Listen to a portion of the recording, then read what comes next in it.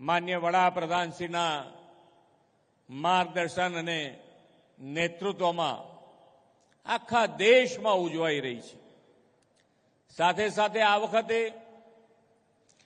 વિશ્વ નેતા અને યશસ્વી વડાપ્રધાન મોદી સાહેબના નેતૃત્વમાં આ વર્ષે રાષ્ટ્રીયતાના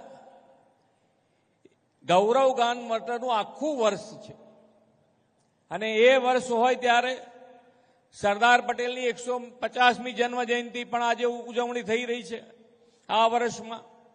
સાથે સાથે વાજપેયીની જન્મ શતાબ્દી અને બંધારણના અંગીકરણના 75 વર્ષની પણ ઉજવણી થઈ રહી છે।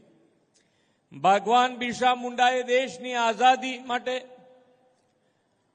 અબુઆ દિશુમ અબુઆ રાજ એટલે કે આપણો દેશ આપણું રાજનો મંત્ર આપ્યો। તેમણે અંગ્રેજોના અન્યાય સામે અવાજ ઉઠાવ્યો, સૌ આદિવાસીઓને એક કર્યા।